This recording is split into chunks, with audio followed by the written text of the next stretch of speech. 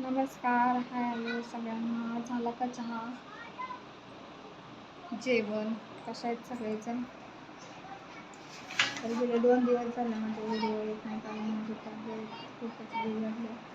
कारण आपण जेवढं पण एक्साइटमेंटमध्ये जास्त काम करतो ना, त्याचं काय ना काहीतरी शरीरावर साईड इफेक्ट होतो.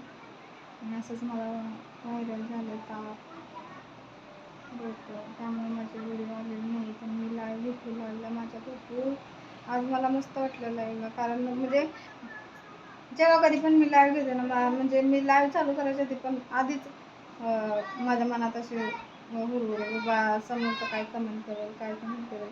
म्हणजे सहसा 10 लोक चांगलं बोलणारे असतील ना, तर त्यातले 5 म्हणण्यापेक्षा 6 म्हणा. कारण वाईटाचं प्रमाण पण वाढलंय.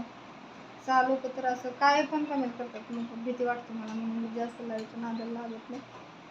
खरं काय कुणाला गोष्ट मी कंप्लीट करायचं यासाठी फक्त मी लाईव्ह घेत असते. जे कोणी माझे व्हिडिओ लाईव्हवरून मला सबस्क्राईब ज्यांनी केले त्यांनी माझे व्हिडिओ बघत राहा. जर माझ्या व्हिडिओमध्ये तुम्हाला काहीतरी वाटतं की ताई तुम्ही हे असा बदल करावा, तसा बदल करावा, तर मी तो नक्की करेन. तर माझे व्हिडिओ नक्की बघा. आता शाळेत सकाळी जाताना वेणी घातल्या का नाही? घातल्या का नाही? घातल्या का नाही?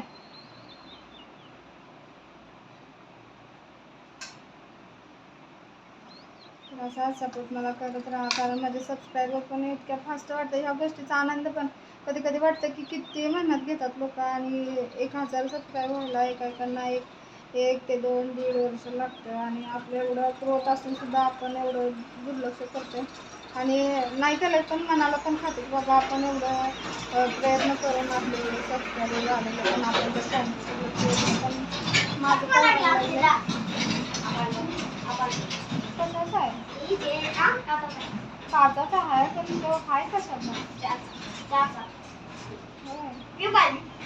बघा कसला काय माहिती, 200 पाहिजे.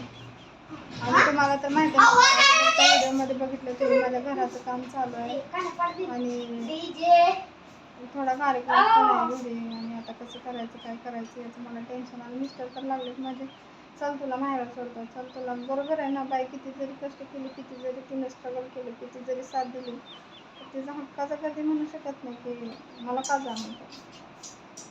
किंवा माहेरी गेल्यावर पण म्हणणार राहून किती 1 आठवडा 15 महिन्याभर आहे, तिथं पण आपण म्हणू शकत नाही की मला का कायमचं राहा म्हणू शकत नाही. किती अवघड आहे की नाही. तर ज्या पण वेळेला माझ्या घराचं काम, म्हणजे घर असं बांधून तयार आहे, फक्त आतलं जे बारीक सारीक काम, म्हणजे जसं आम्ही आमच्याकडे पैसे येतील तसं थोडं थोडं करत आम्ही ते काम करतो.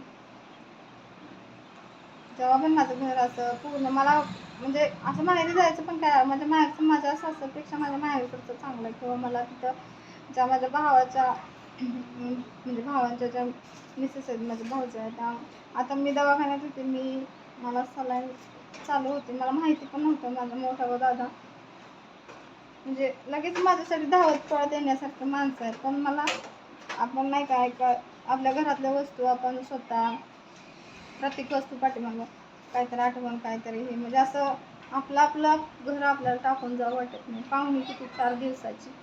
माझी आई पण मला बरं वाटत नाही म्हणल्यावर आले म्हणजे कसे, मी तिला जर अशी बडबडली की तू येत नाही, राहत नाही, म्हणून ते आले. आणि तिला व्हिडिओ मध्ये काय सांगते, कोण नाही जा आज काय खोळ्यात करणार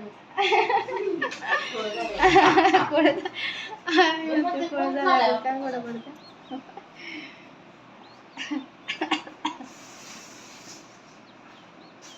तर टाटा, जेव्हा मी कडकडीत बरी येईल तेव्हा व्हिडिओ येतील. आणि व्हिडिओमध्ये थोडासा बदल झाला आहे तरी सुद्धा कमेंट करून सांगा की काय बदल करावा. धन्यवाद.